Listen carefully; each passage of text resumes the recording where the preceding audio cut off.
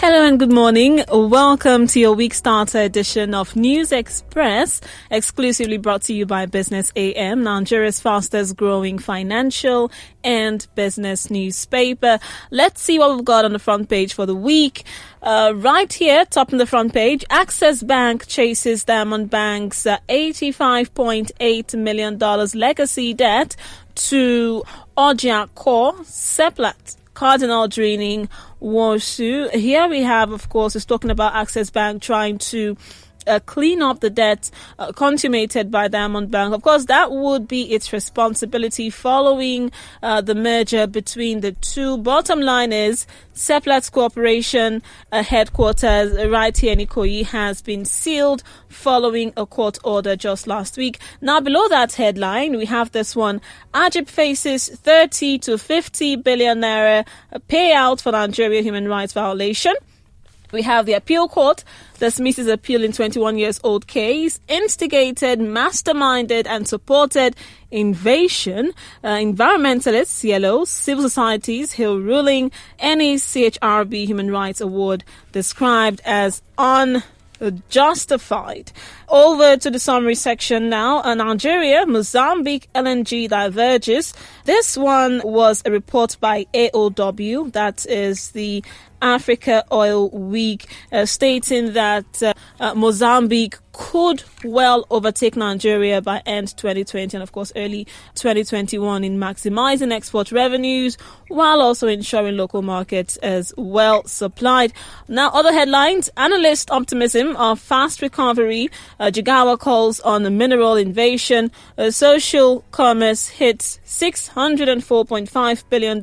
Catch these on pages 10, 30 and 31. Now let's bring in Philip Isakwa to join us for conversations. He is the publisher, Business AM. Good morning, Mr. Philip. Good morning. Thank you for having me. It's good to have you here once again. Now, just to start the show on a positive note, the headline on page 10 shed more light on analyst optimism on the recovery of the economy. Talk us through this particular headline this morning.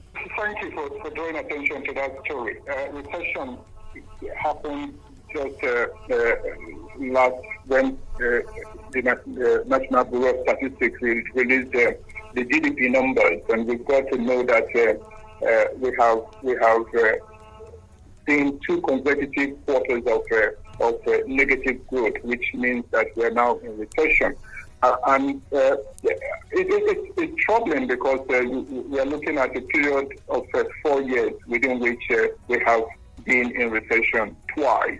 And different analysts on these two divides, looking at where are we now. But some are optimistic in terms of that we can quickly come out of this.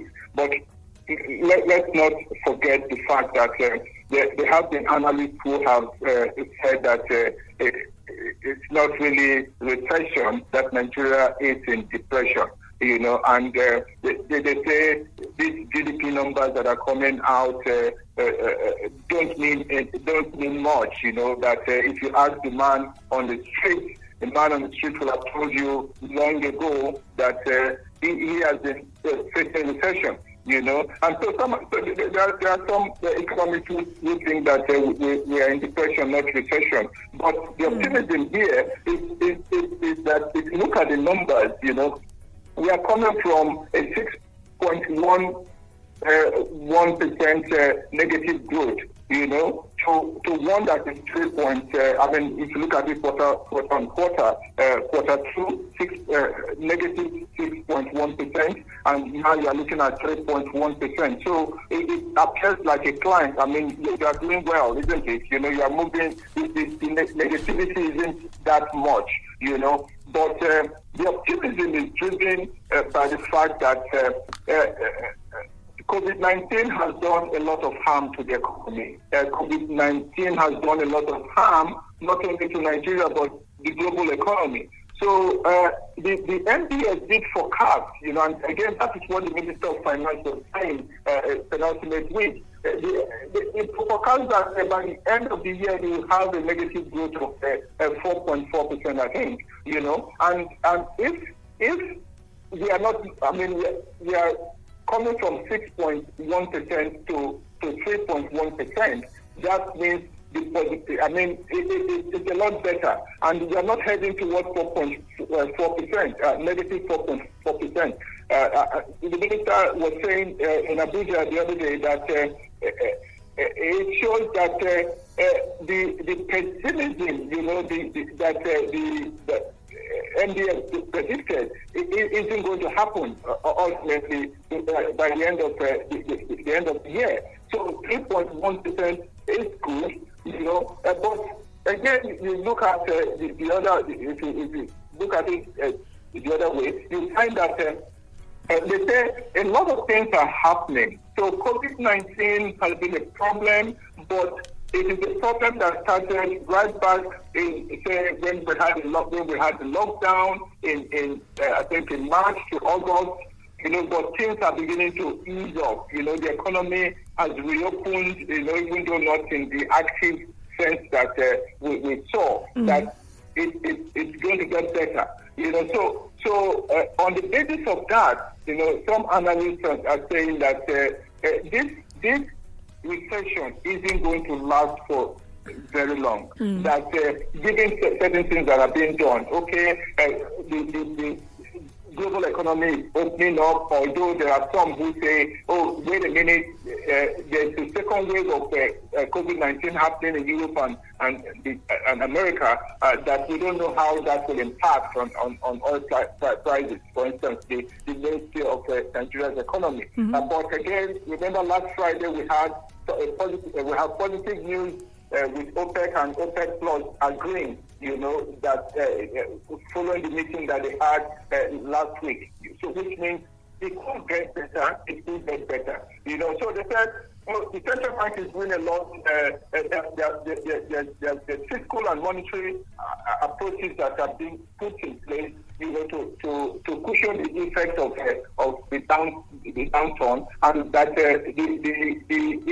the challenges wouldn't be so much to grapple with. That government is putting a lot of things in place. The fiscal authorities are putting a lot of things in place. The monetary authorities are putting a lot of things in place. In terms of intervention, funds have been made available to manufacturing sector, funds have been made available to agricultural sector. So they think if all what government and the CBN, have been doing,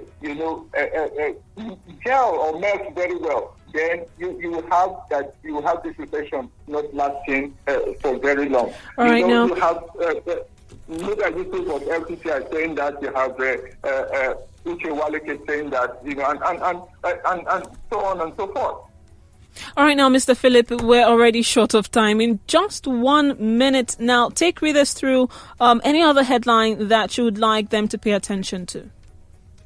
Again, I think we need to go to the headline with agriculture. We keep talking about agriculture. We've been highlighting the issues, agricultural issues for some weeks now. And you will find on page 24 the one on resuscitating oil palm. Again, our focus, our main interest is to get Nigeria to see what global commodities are that Nigeria can earn additional foreign exchange from. On 22 and 23, you have a good report with our partners, the Oxford Business Group, on private equity and venture capital in Africa, and there's a good report on that in the paper. All right. Thank you so much, Mr. Philip, for giving us your thoughts on the headlines this morning. Thank you very much for having me. And Philip Isapa is the publisher, Business AM, Nigeria's fastest growing financial and business newspaper. And that's it for News Express this morning, and for the rest of the show as well, right here on Africa Business Radio. Join us again from Rachel. Have a wonderful Monday.